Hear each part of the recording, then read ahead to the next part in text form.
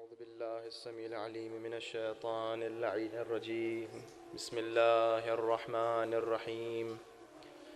الحمد لله الذي لا يبلغ مدحته القائلون ولا يحصي نعماءه العادون ولا يؤدي حقه المجتهدون، الذي لا يدركه بعد الهمم ولا يناله غوص الفطن، الذي ليس لصفته حد محدود ولا نعت موجود ولا وقت معدود ولا أجل ممدود، فطر الخلائق بقدرته ونشر الرياح برحمته ووتد بالصخور ميدان أرضه، ثم الصلاة والسلام على صاحبة الدعوة النبوية والصولة الحيدرية والعصمة الفاطمية والحلم الحسنية والشجاعة الحسينية والعبادة السجادية والمآثر الباقرية والآثار الجعفرية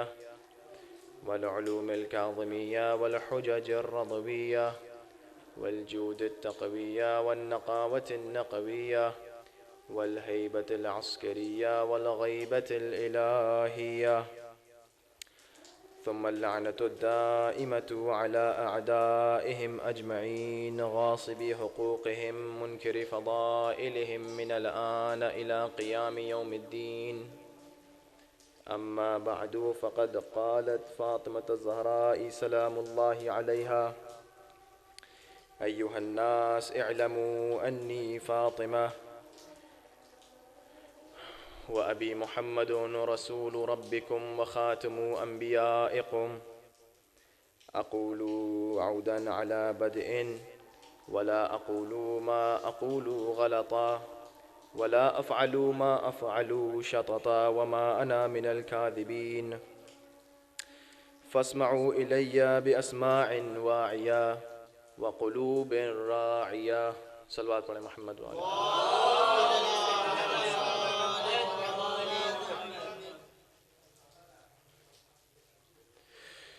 عزیزان گرامی، جن کلمات کا اور جن جملوں کا شرف میں نے حاصل کیا آپ کے سامنے پڑھنے کا،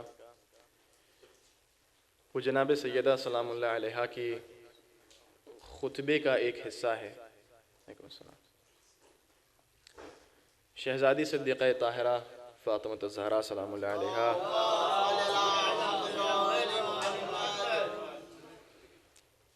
یہ خطبہ ارشاد فرماتی ہیں، اور تاریخ نے اس خطبے کو محفوظ رکھا۔ آپ اور ہم بخوبی اس چیز سے واقف ہیں کہ تاریخ کبھی بھی کسی ایسی چیز کو اپنے دامن میں محفوظ نہیں کرتی کہ جس کی کوئی امپورٹنس نہ ہو۔ ہمیشہ کوئی ایسی ہی بات کو تاریخ میں محفوظ کیا جاتا ہے کہ جو بہت ہی بڑا ایونٹ ہو، یا کوئی ایسی چیز کہ جو بہت بڑی شخصیت سے منسوب ہو۔ لہٰذا اس خطبے کو تاریخ نے محفوظ کیا ہے۔ ایک طویل خطبہ ہے، اس کو خطبہ فدق کے نام سے، خطبہ فدقیہ کے نام سے بھی جانا جاتا ہے، اور اس کا پس منظر مقدمتاً میں عرض کر دوں آپ کی خدمت میں، اگرچہ ہمارا کام فقط ان چند جملوں سے ہے، لیکن اس کا منظر یہ ہے کہ جب ظالم حکمران نے اس زمانے کے اراذیل اور اوباش قسم کے لوگوں نے اس بات کا عزم کیا کہ یہ سرزمین فدق اس کو غصب کر لیا جائے اور شہزادی کو نہ لوٹایا جائے، تو شہزادی نے اپنے نمائندے کو بھیجا کہ اس عزم سے یہ منصرف ہو جائیں، لیکن اس کا کوئی فائدہ نہ ہوا۔ جب شہزادی کو یہ معلوم ہوا تو آپ نے خود اس بات کا ارادہ کیا کہ میں خود جاؤں گی اور حجت تمام کروں گی۔ لہٰذا آپ جس شان و شوکت کے ساتھ اپنے گھر سے نکل کر مسجد کی طرف جاتی ہیں، تمام چیزیں تاریخ میں قدم بقدم موجود ہے کہ کس طریقے سے آپ کو بیویوں نے حلقے میں لیا اور کس طریقے سے آپ نے اپنے سر پر مقنا ڈالا، اور جو خمار کا لفظ ہے وہ آپ اوڑھے ہوئی تھیں، جو جلباب کا لفظ ہے انشاءاللہ آنے والی مجلسوں میں غالباً تیسری مجلس میں اس بات کے اوپر اشارہ کیا جائے گا سیرت جناب سیدہ کے حوالے سے کہ پردے کا کتنا اہتمام تھا جناب سیدہ کی سیرت میں۔ اور آپ اس انداز سے مسجد میں داخل ہوتی ہیں کہ دیکھنے والے، ابھی جناب سیدہ نے کچھ فرمایا نہیں ہے، لیکن اس انداز کو، جو احتجاجی انداز ہے، صرف اس کو دیکھ کر لوگ گریہ کرنے لگتے ہیں اور رسول اکرم کی یاد تازہ ہو جاتی ہے۔ آپ آتی ہیں، آپ مسجد میں تشریف رکھتی ہیں، اور آپ کے درمیان اور مردوں کے درمیان ایک پردہ ڈالا جاتا ہے، اور اس کے بعد آپ یہ فی البدی، جسے کہا جائے فصیح و بلیغ جملات اور خطبات ارشاد فرماتی ہیں۔ کیا ارشاد فرمایا؟ پہلے تو حمد الہی بیان کی، اور اس کے بعد رسول اکرم پر درود و سلام بھیجا، اس کے بعد احکامات شریعہ کے فلسفے کو بیان کیا، اور اس کے بعد یہ جملات ارشاد فرمائے کہ ایھا الناس اعلموا انی فاطمہ ومحمد وابی محمد رسول ربکم وخاتم انبیائکم۔ اے لوگو جان لو میں فاطمہ ہوں، ایھا الناس اعلموا انی فاطمہ، اے لوگو جان لو میں فاطمہ ہوں، وابی محمد، اور میرے بابا محمد ہیں کہ جو تمہارے خدا کے بھیجے ہوئے رسول ہیں، اور خاتم انبیائکم، اور تمہارے نبیوں کے آخری پیغمبر ہیں۔ وَأَقُولُ عَوْدًا عَلَى بَدْءٍ، جو میں کہہ رہی ہوں یہ میری حرف اول و حرف آخر ہے۔ وَلَا أَقُولُ مَا أَقُولُ غَلَطًا، اور جو میں بات کرنے جا رہی ہوں کوئی غلط بات نہیں ہے۔ وَلَا أَفْعَلُ مَا أَفْعَلُ شَطَطًا، اور جو میں کرنے جا رہی ہوں، جس بات کا اقدام میں نے کیا ہے وہ کوئی غلط کام نہیں ہے۔ وَمَا أَنَا مِنَ الْكَاذِبِينَ، جو کچھ میں کہہ رہی ہوں اس میں سچی ہوں، میں جھوٹ بولنے والوں میں سے نہیں ہوں۔ تو اگر یہ سب ہے تو فَاسْمَعُوا إِلَيَّ بِأَسْمَاعٍ وَاعِيَةٍ وَقُلُوبٍ رَاعِيَةٍ، تو بس میری بات کو سنو کان کھول کر اور اپنے دلوں کو آمادہ کر کے۔ یہ جملات تھے جو اس خطبے کے جملات ہیں۔ لہٰذا شہزادی نے آ کر اس وقت مسجد میں اصحاب تشریف فرما ہیں، مہاجرین بیٹھے ہوئے ہیں، انصار بیٹھے ہوئے ہیں، بعض روایات میں خلیفہ اول کی موجودگی بھی اس میں ثابت ہے۔ مسجد بھری ہوئی ہے، مسلمین بیٹھے ہوئے ہیں، لیکن انداز بیان یہ ہے کہ ایھا الناس، یہ نہیں کہا ایھا المسلمین، کہا ایھا الناس۔ اور پھر یہ کیا کہا؟ پھر کہا اعلموا انی فاطمہ، جان لو کہ میں فاطمہ ہوں۔ کیا یہ لوگ جناب سیدہ کو نہیں پہچانتے تھے؟ کیا یہ لوگ اس بات سے واقف نہیں تھے کہ یہ رسول کی بیٹی ہیں؟ یہ ایک لمحہ فکریہ ہے۔ مسلمان بیٹھے ہیں، اصحاب بیٹھے ہیں، مہاجرین بیٹھے ہیں، انصار بیٹھے ہیں، جنہوں نے رسول اکرم کو دیکھا ہے، ان کی زندگی کو درک کیا ہے، ان کے ساتھ رہے ہیں، اور جو فضائل و کمالات جناب سیدہ کو بھی جانتے ہیں، لیکن شہزادی کا بیان اور لہجہ یہ بتا رہا ہے کہ سامنے والا دوست نہیں ہے،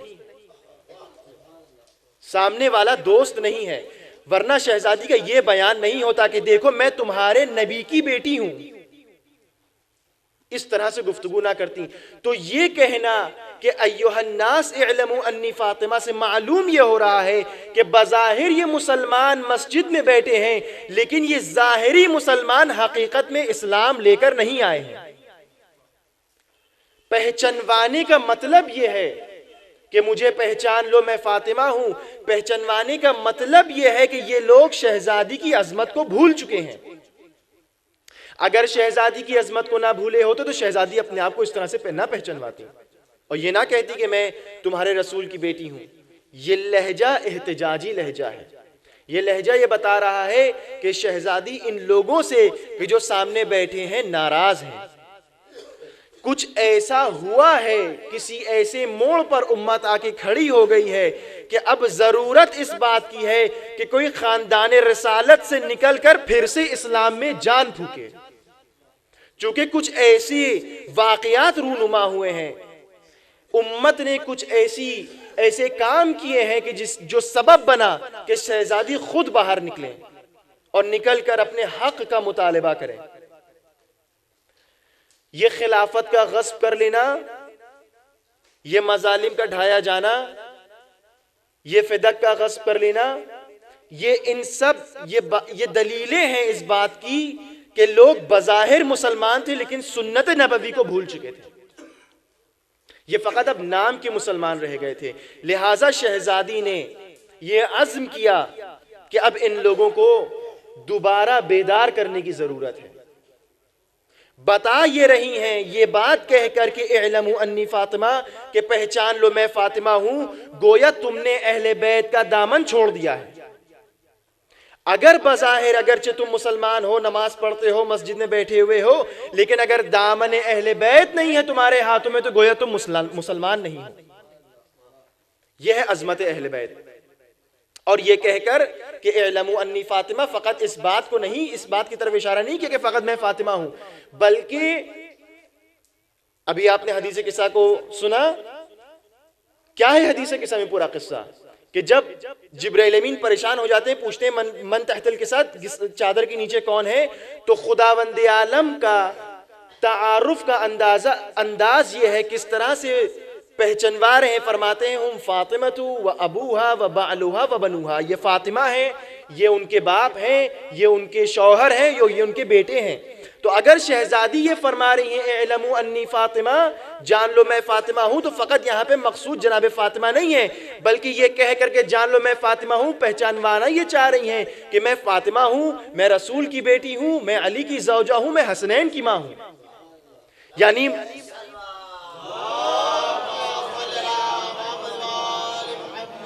مقصد صرف یہ نہیں ہے کہ میں فاطمہ ہوں، مقصد فقط فدق کا مطالبہ نہیں ہے، مقصد حق اہل بیت ہے کہ تمہارے ہاتھوں سے اب دامن اہل بیت دور ہو چکا ہے، لہٰذا اگر کسی کے ہاتھ سے دامن اہل بیت دور ہے، کسی کے ہاتھ میں دامن اہل بیت نہیں ہے، کسی کے دل میں محبت اہل بیت نہیں ہے، تو گویا اسلام پر ہی نہیں ہے۔ اس کو یا ایھا الناس کہہ کے مخاطب کیا جائے گا، یا ایھا المسلمین کہہ کے مخاطب نہیں کیا جائے گا۔ توجہ فرمائیے آپ۔ تو یہ مسئلہ ہے یہاں پر کہ جب تک ولایت اہل بیت دل میں ہے تب تک آپ اسلام پر ہیں، اور جب ولایت اہل بیت نہیں ہے تو گویا آپ اسلام پر نہیں ہیں۔ یہ ولایت اہل بیت کوئی معمولی چیز نہیں ہے، کیوں؟ چونکہ ولایت محور دین ہے، ولایت کے اطراف میں دین گھومتا ہے۔ اگر ولایت ہے تو سب کچھ ہے، اگر ولایت اہل بیت نہیں تو کچھ نہیں۔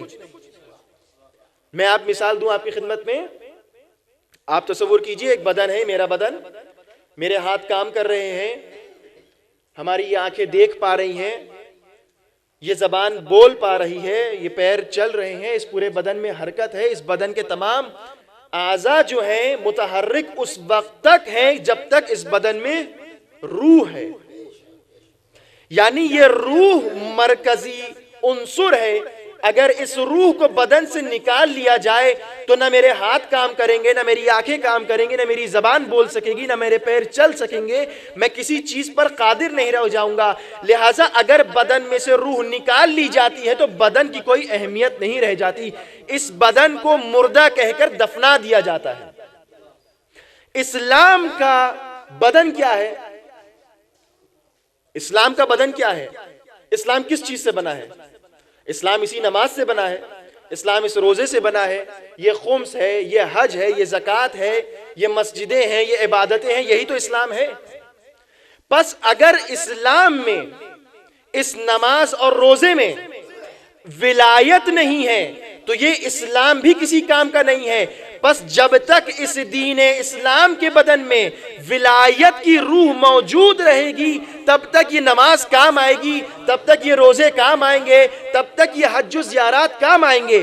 اگر ان حج و زیارات اور نماز و روزے میں ولایت اہل بیت نہیں ہے، مودت اہل بیت نہیں ہے، تو یہ نماز و روزے اور یہ اسلام بھی کام نہیں آئے گا۔ امام حسین علیہ السلام نے کیا فرمایا کہ اگر یہی دین جو یزید پیش کر رہا ہے تو وَعَلَى الْإِسْلَامِ سلام، اس دین کو میرا سلام ہو، یہ جائے دین، یہ دین نہیں ہے، یہ فقط نام ہے دین کا، یہ فقط بظاہر متدین ہے، بظاہر نماز پڑھ رہے ہیں، لیکن ایسی نمازوں سے کوئی فائدہ نہیں جس کے اندر مودت اہل بیت نہ ہو۔ چونکہ شرط اور قبولی عبادات و طاعت الہی یہ ہے کہ محبت اہل بیت کے ساتھ ساتھ ہو۔ لہٰذا مقصد ہمارا اس پوری گفتگو سے یہ ہے کہ معرفت اہل بیت کو حاصل کرنا ہے، بالخصوص جو ایام چل رہے ہیں، ایام فاطمیہ، اس کی مناسبت سے معرفت جناب سیدہ کے حوالے سے صلوات پڑھیں۔ گفتگو جاری رہے گی اور سیرہ جناب سیدہ اور ہماری ذمہ داریوں کے عنوان سے گفتگو کا سلسلہ آگے بڑھایا جائے گا۔ یہ محبت اہل بیت فقط و فقط ہم شیعیان حیدر کرار تک محدود نہیں رہنا چاہیے۔ یہ جو فرما رہی ہیں یا ایھا الناس، یہ جو مخاطب کر رہی ہیں شہزادی یا ایھا الناس اعلموا انی فاطمہ، یہ فقط اس دن کے یا اس وقت کے لوگوں کے لیے نہیں ہے، بلکہ گفتار جناب سیدہ، یہ کلمات جناب سیدہ کا معجزہ اور اعجاز ہے کہ یہ آج اس وقت سے لے کر قیامت تک آنے والے ہر انسان کے لیے ہے، کہ ہر انسان پہچانے شخصیت جناب سیدہ کو، ہر شخص جانے کون تھی جناب سیدہ، اور یہ ذمہ داری کس کی بنتی ہے کہ پہچنوائے۔ ایک لمحہ فکریہ ہے یہاں پر، ذمہ داری کا احساس ہونا چاہیے۔ اگر یہ سوال کیا جائے کہ اس کرۂ زمین پر، اس کرۂ ارض پر اہل بیت کے چاہنے والے کون ہیں، تو بلا شک و شبہ ہمارا آپ کا نام لیا جائے گا۔ غلط کہہ رہا ہوں میں؟ کیا ایسا نہیں ہوگا؟ بے شک ہمارا اور آپ ہی کا ذکر کیا جائے گا کہ یہ ماننے والے ہیں، یہ شیعان حیدر کرار ہیں، یہ شیعان اہل بیت ہیں۔ لہٰذا جب یہ بات واضح ہو جائے گی کہ یہ محبین اہل بیت ہیں، تو ذمہ داری بھی کس کی ہے؟ پہچنوانے کی۔ ذمہ داری بھی ہماری ہو جائے گی کہ ہم پہچنوائیں ان اشخاص کو، ان ذوات مقدسہ کو، اپنے تک محدود نہ رکھیں بلکہ تمام انسانیت تک ان کی شخصیت کو پہنچائیں۔ اگر ہم نے ان ذوات مقدسہ کے کلام کو، ان کی گفتار کو، ان کے کردار کو، ان کی سیرت کو، ان کی رفتار کو فقط اپنے تک محدود رکھ لیا تو گویا یہ ایک جفا کی ہے۔ کیوں؟ چونکہ یہ فقط ہمارے لیے نہیں آئے ہیں بلکہ یہ تمام بشریت کے لیے آئے ہیں۔ لہٰذا یہ کہہ دینا کہ یہ تو ہمارے ہیں، یہ تو فقط ہم ان کے ماننے والے ہیں، یہ غلط ہے۔ محدود کرنا غلط ہے۔ یا ایھا الناس اعلموا انی فاطمہ، اے لوگوں پہچان لو میں فاطمہ ہوں، میں رسول کی بیٹی ہوں۔ تو اب ذمہ داری ہماری آتی ہے سب سے پہلے۔ اب اگر ہمیں پہچنوانا ہے، دیکھیے ذمہ داری یہاں سے سمجھ میں آتی ہے، اگر ہمیں پہچنوانا ہے اہل بیت علیہ السلام کو دنیا تک، تو اس کے وسائل و ذرائع کو استعمال کرنا پڑے گا، چاہے ہم پھر گفتار سے کہہ کر پہچنوائیں یا اپنے کردار سے دکھا کر پہچنوائیں۔ دونوں میں ہمیں نکھار لانا پڑے گا، دونوں میں ہمیں تکامل کی منزل تک پہنچنا پڑے گا۔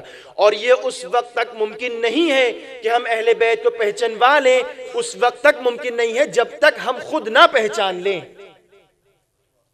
جب تک ہم نہیں پہچانیں گے اس وقت تک ہم پہچنوا بھی نہیں پائیں گے۔ فلسفے کا قانون ہے کہ فاقد شے موتی شے نہیں ہوتی۔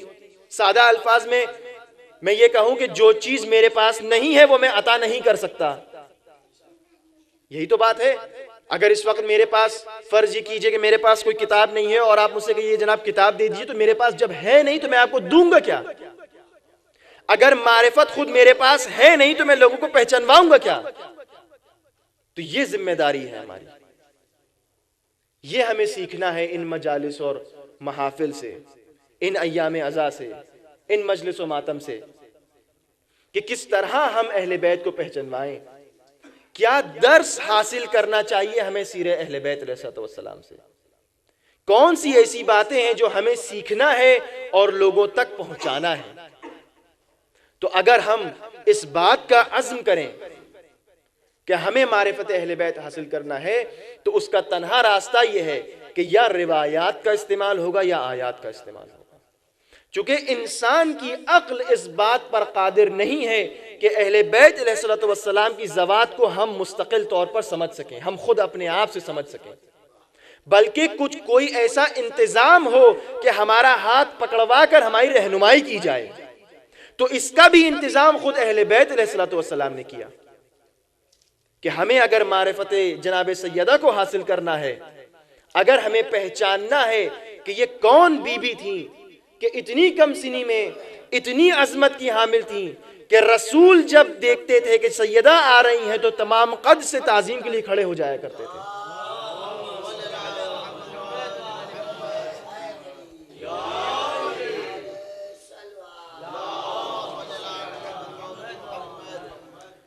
کون بیوی ہیں کہ جن کے لیے رسول اتنی تعظیم کر رہے ہیں؟ وہ کون رسول کے جو دین لے کر آئے ہیں، جو واسطہ فیض ہیں خدا اور لوگوں کے درمیان کے، کھڑے ہو جاتے ہیں تمام قد سے۔ تو اگر ہمیں جاننا ہے کہ عظمت جناب سیدہ کیا ہے تو یہی سیرت اہل بیت، یہی روایات ہم کو بتائیں گی۔ تو آج کی یہ جو گفتگو ہے اور کل کی آنے والی بھی گفتگو معرفت سے مربوط رہے گی، اور اس کے بعد جو گفتگو رہے گی وہ سیرت کے اوپر رہے گی کہ جناب زہرا سلام اللہ علیہ کی سیرت اور ہماری ذمہ داریاں کیا ہیں، کن کن پہلوؤں سے، کن کن گوشوں سے ہم سیرت جناب سیدہ سے درس لے سکتے ہیں، جناب سیدہ کی کن کن حالات سے، قصوں سے، واقعات سے، فضائل سے ہم سیکھ سکتے ہیں اور سیکھ کے اپنی زندگیوں کو سدھار سکتے ہیں۔ جناب سیدہ کی سیرت ایک محافظ ولایت کی طرح سے، جناب سیدہ کی سیرت محافظ امامت کی طرح سے، جناب سیدہ کی سیرت ایک نیک بیٹی کے لحاظ سے، جناب سیدہ کی سیرت ایک شفیق و مہربان زوجہ کی طرح سے، جناب سیدہ کی سیرت ایک مہربان ماں کی طرح سے، جناب سیدہ کی سیرت ایک عبادت گزار عبد کی طرح سے، اور نہ جانے کتنے پہلو جو انسان نکال سکتا ہے، سیکھ سکتا ہے۔ تو یہ ہماری ذمہ داری ہے کہ ہم پہلے معرفت کو حاصل کریں، جب معرفت حاصل ہوگی تب محبت پیدا ہوگی۔ فقط دعویٰ کرنا، اس بات کا کہہ دینا کہ ہم چاہنے والے ہیں کافی نہیں ہے، فقط اس بات کو کہہ دینا کہ ہم اہل بیت کے چاہنے والے ہیں کافی نہیں ہے۔ یہ تو بالکل اس طرح سے ہو گیا کہ اگر مجھے پیاس لگی ہے تو ہر عقل مند آدمی یہ کہے گا جناب پیاس بجھانے کے لیے پانی پیجئے۔ اگر میں بیٹھ کے صرف کہتا رہوں پانی پانی پانی تو کیا میری پیاس بجھ جائے گی؟ کیا فقط کہہ دینے سے کسی چیز کے اس کا اثر ہو جائے گا؟ یہی کچھ سلسلہ، یہی کچھ تشابہ اس مقام و منزل پر بھی ہے کہ اگر ہم فقط یہ ادعا کرتے رہیں، اگر ہم فقط یہ کہتے رہیں کہ ہم ماننے والے ہیں، ہم چاہنے والے ہیں، ہم شیعہ ہیں، اور ہمارا کردار ایسا نہیں ہے کہ ہم کہیں سے شیعہ ظاہر ہو رہے ہوں، تو یہ بیکار ہے، اس کی کوئی عظمت نہیں ہے، اس کا کوئی فائدہ نہیں ہے۔ چونکہ کہہ دینا تو کوئی بھی کہہ سکتا ہے، لیکن کر کے دکھانا یہ ہر ایک کی بس کی بات نہیں ہے۔ اس طرح سے ہمیں پہچانوانا ہے۔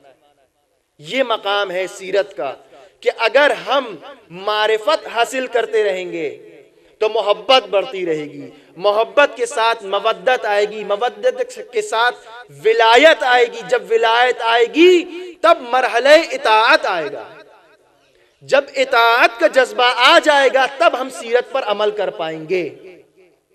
وَإِلَّا اگر ہمیں سیرت، ہم آپ کے سامنے سیرت جناب سید بیان کرتے چلے جائیں، آپ کے سامنے یا بہت سارے لوگ، کتنے واقعات ہم نے سنے ہیں اہل بیت کی زندگی کے، کتنے گوشے ہم کو فضائل کے معلوم ہیں، لیکن ہم کتنا اس سے اپنی زندگیوں پر اثر انداز، وہ کتنی واقعات اثر انداز ہوتے ہیں، یہ ہمیں چیک کرنا ہے۔ اگر یہ واقعات، اگر یہ قصے اثر انداز نہیں ہو رہے ہیں، اگر یہ سیرت ہماری زندگی پر اثر نہیں کر رہی ہے تو جان لیجئے کہ کہیں مرحلہ ولایت میں کمی ہے، کہیں نہ کہیں مرحلہ مودت میں کمی رہ گئی ہے، کہیں نہ کہیں مرحلہ محبت اور معرفت میں کمی رہ گئی ہے، اس لیے اطاعت کے اندر ہم کمزور ہیں۔ یہ درس ہونا چاہیے ہماری مجلسوں کا۔ اگر یہ لے کر ہم نہیں اٹھ رہے ہیں تو مقصد اہل بیت پورا نہیں ہو رہا ہے، اور اگر ہم یہاں سے اٹھ کر جا رہے ہیں اور ایک نئے انسان بن کر جا رہے ہیں، ایک نیا درس لے کر جا رہے ہیں، اپنی زندگیوں میں تغییر اور تحول دیکھ رہے ہیں، تو سمجھ جائیے کہ ہماری یہ مجلسیں کامیاب ہیں، ہماری یہ عزاداری کامیاب ہے، ہماری یہ سینہ زنی فائدے مند ہو رہی ہے۔ یہ ہمیں پہچانوانا ہے، خود کر کے پہچانوانا ہے، خود سیکھ کے دنیا تک اس پیغام کو پہنچانا ہے۔ یہ جناب سیدہ کی صدا کہ ایھا الناس اعلموا انی فاطمہ کو اگر ہم چاہتے ہیں اس آواز کو دنیا کے گوشے گوشے تک پہنچائیں تو پہلے عمل کر کے دکھائیں.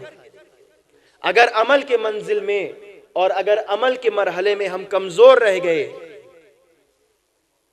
تو یہ معرفت ہم لوگوں تک نہیں پہنچا پائیں گے.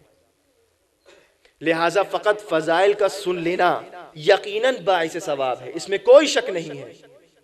یہ ہم اور آپ جو یہاں پر بیٹھے ہوئے ہیں، روایات کے مطابق آپ عزاداروں کے درمیان سے ملائکہ اٹھ کے جب عرش پر جاتے ہیں تو ملائکہ ایک دوسرے سے پوچھتے ہیں کہ بھئی کہاں سے آ رہے ہو؟ تو جب ملک کہتا ہے کیوں، یہ تم کیوں پوچھ رہے ہو؟ تو کہتا ہے کہ میں تمہارے بدن سے ایک عجیب سی خوشبو محسوس کر رہا ہوں.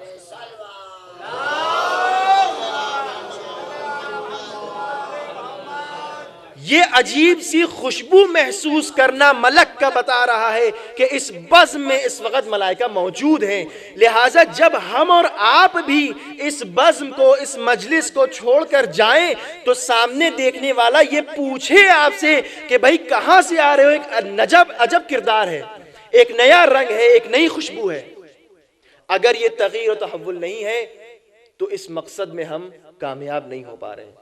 لہٰذا معرفت جناب سیدہ کو حاصل کرنے کے لیے روایات کو، واقعات کو پڑھنا ضروری ہے. اور میری گزارش ہے کہ اگر ہم واقعاً چاہتے ہیں کہ صحیح معنوں میں معرفت حاصل کریں تو فقط اور فقط ان مجلسوں تک محدود نہ رکھیں اپنی اطلاعات و معلومات کو. خود مطالعے کی مرحلے میں خود تحقیق کریں، خود جستجو کریں، خود ڈھونڈنا چاہیں کہ کہاں کمی رہ جا رہی ہے ہمارے کردار میں، کہاں کمی ہے ہمارے گھر کے ماحول میں، کہاں کمی ہے ہمارے آپ کے اٹھنے و بیٹھنے میں، ایک دوسرے سے بات کرنے کے انداز میں، ایک دوسرے سے میل ملاقات کے رویے میں. اگر کمیاں ہیں تو اس کو دیکھیں اور سمجھ کے اہل بیت کی سیرت سے اس کو پورا کریں. یہ سیرت اہل بیت نہایت ضروری چیز اس لیے ہے، اور خصوصاً جناب سیدہ سلام اللہ علیہ کی سیرت، کہ ہمارے اور آپ کے امام وقت حضرت حجت ابن الحسن المہدی عجل اللہ تعالی فرجہ شریف یہ فرما رہے ہیں وفی بنتی رسول اللہ لی اسوۃ حسنہ، رسول خدا کی بیٹی میں یا رسول خدا کی بیٹی میرے لیے اسوہ حسنہ ہیں، ایک نمونہ عمل ہے، ایک بہترین کردار ہے کہ جن کے کردار کو میں دیکھتا ہوں اور عمل کرتا رہتا ہوں. یہ کون فرما رہا ہے؟ یہ کوئی معمولی شخصیت نہیں ہے، یہ وہ معصوم امام ہے کہ اگر اس حجت خدا کا وجود نہ ہو تو یہ زمین اپنے اہل کے ساتھ پھٹ جائے. لساخت الارض باہلہا، یہ لفظ ہیں روایات کے. یہ امام حجت، یہ امام معصوم کہ جو فیض الہی ہے، کہ جس کے ذریعے سے ہمیں آپ کو رزق ملتا ہے، کہ جس کے وجود سے یہ آسمان اپنی جگہ رکا ہے، یہ زمین اپنی جگہ پہ ٹھہری ہے، یہ نظام شمسی چل رہا ہے، وہ معصوم امام یہ فرما رہا ہے کہ میرے لیے جناب سیدہ کی شخصیت بہترین نمونہ عمل ہے. تو اگر معصوم امام یہ فرما رہا ہے تو اگر ہم امام کے ماننے والے ہیں، ہم اگر اپنے امام زمانہ کے چاہنے والے ہیں، تو جس کو وہ اپنے لیے سیرت بنا رہے ہیں، جس شخصیت کی سیرت پہ وہ چل رہے ہیں، تو ہم پر واجب ہے کہ ہم بھی اس شخصیت کی سیرت پہ چلیں. اگر ہم اس بات کو چاہتے ہیں کہ ہماری بزم میں، اگر ہم اس بات کی دعا کر رہے ہیں کہ امام ظہور فرما دیں، تو ہمیں پہلے اپنے آپ کو، اپنے کردار کو فاطمی بنانا ہوگا. اگر ہم نے اپنی بزم کو فاطمی نہیں بنایا تو پھر کس طرح سے اور کس منہ سے ہم امام زمانوں کو بلا رہے ہیں؟ اگر ہمارے گھروں کا ماحول جناب سیدہ کے ماحول کے گھر کے ماحول سے مشابہ نہیں ہے تو ہم امام زمانہ کو کہاں بلا کے بیٹھائیں گے؟ کیوں؟ چونکہ یہ وہ سیرت،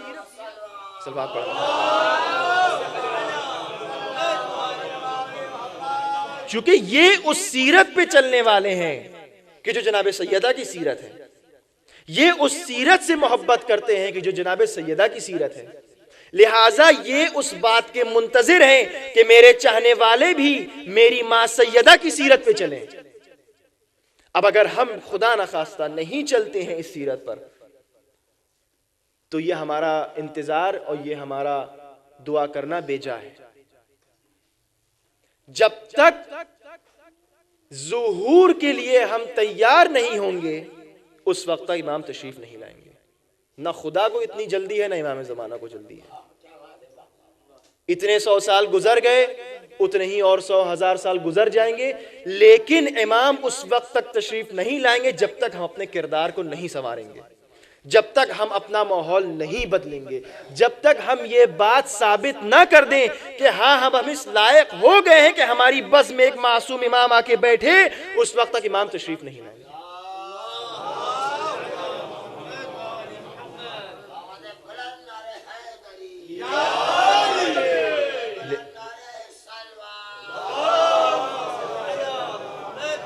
وفی بنت رسول اللہ لی اسوۃ حسنہ، کہ رسول کی بیٹی میں میرے لیے اسوہ حسنہ ہے. بس ایک آخری بات اور زحمت تمام، یہ جو اسوہ حسنہ کہا جا رہا ہے یہ اس آیت سے مشابہ ہے کہ وَلَقَدْ كَانَ لَكُمْ فِي رَسُولِ اللَّهِ أُسْوَةٌ حَسَنَةٌ، سورہ احزاب میں، کہ تمہارے لیے بے شک تمہارے لیے رسول اسوہ حسنہ ہے، بہترین نمونہ عمل ہے. اب اگر توجہ چاہتا ہوں، اب اگر آنے والی مجلسوں میں جو بات رہے گی اس میں بھی اس بات کی طرف اشارہ ہوتا رہے گا، اور یہ ضروری بات ہے کہ اس وقت بات واضح ہو جائے.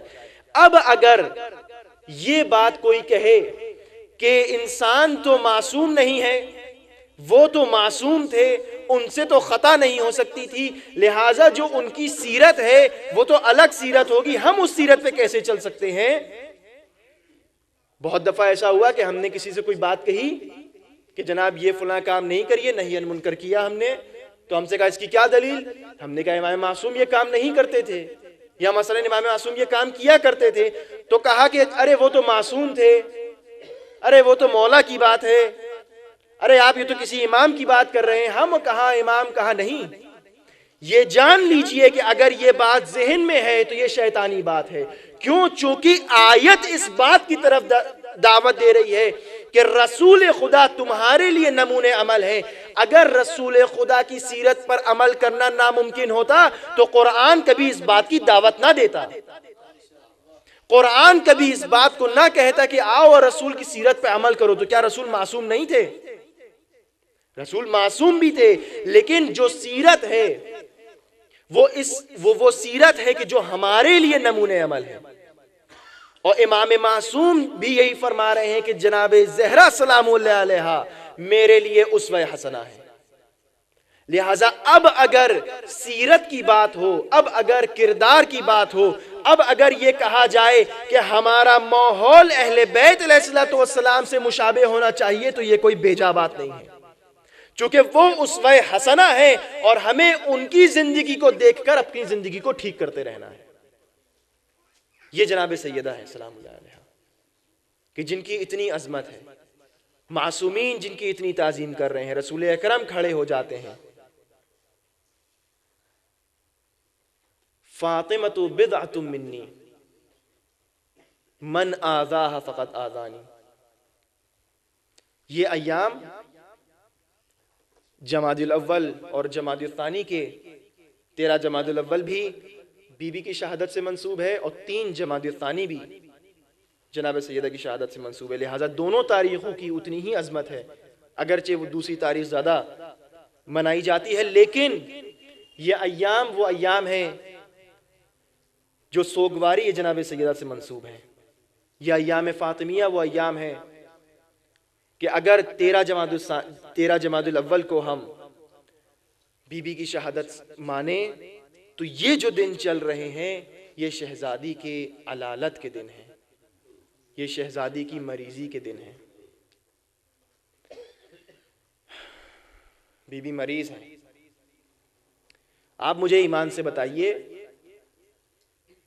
18 سال کا جو سن ہوتا ہے یہ ایسا سن نہیں ہوتا ہے کہ کوئی صاحب فراش ہو جائے. 18 سال کا سن ایسا سن نہیں ہوتا ہے کوئی صاحب فراش ہو جائے، کوئی اتنا مریض ہو جائے کہ اب بستر سے اٹھنے کے لائق نہ رہ جائے. یہ بی بی جو مریض ہوئی ہیں یہ جو بیمار ہوئی ہیں یہ بیمار ہوئی نہیں ہے، انہیں بیمار کر دیا گیا ہے۔ اتنے مظالم ہیں، اتنے ظلم ڈھائے گئے ہیں کہ شہزادی بیمار ہو گئی ہیں، بلکہ بیمار نہیں ہے، شہزادی مریض نہیں ہے، شہزادی زخمی ہیں جو اٹھ نہیں سک رہی ہیں۔ یہ پہلو شکستہ بی بی اس وقت جو بستر پر ہیں، یہ اس لیے ہیں کہ شہزادی کی پسلیاں ٹوٹی ہوئی ہیں۔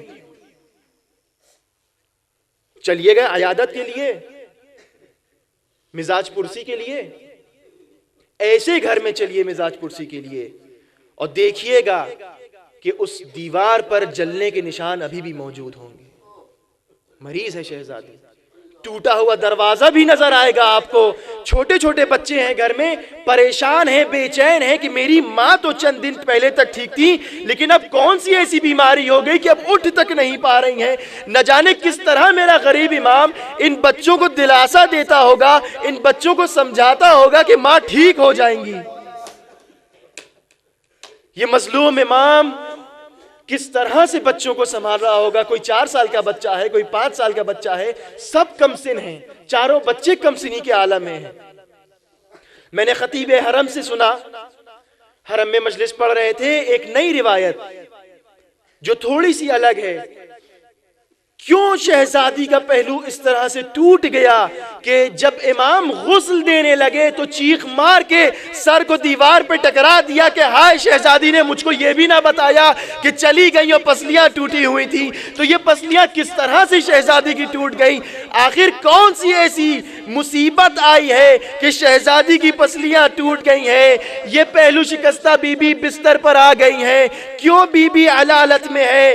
روایات میں ملتا ہے، ایک روایت تو وہ ہے کہ شہزادی در و دیوار کے درمیان آ گئی تھی، ایک روایت میں یہ ملتا ہے کہ 40 لوگ شہزادی کے گھر میں داخل ہوئے تھے اور رسن باندھ کر امام کے گلے میں باہر لائے تھے۔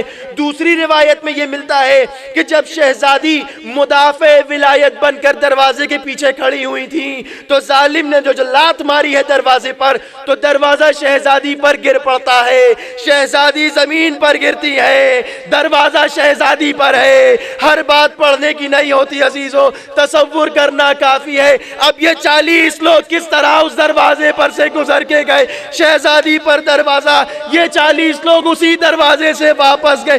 شہزادی کا بدن اقدس دروازے کے نیچے ہے، پسلیاں ٹوٹی گئی ہے۔ یا فضت و خزینی قتلا ما فی احشائی، اے فضہ آؤ اور آ کے مجھے سنبھالو، محسن کی شہادت ہو گئی ہے۔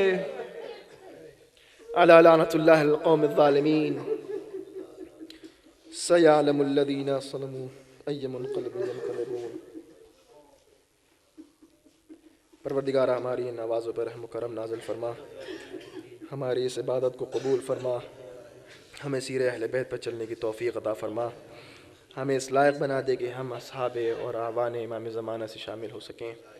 جو حضرات زیارات اور حج کے مشتاق ہیں ان کو حج و زیارات سے مشرف فرما، جو حضرات مریض ہیں بیمار ہیں ان کو شفاء کاملہ و عاجل عطا فرما، اور سب سے آخری اور اہم دعا کہ ہمارے امام کے ظہور میں تعجیل فرما۔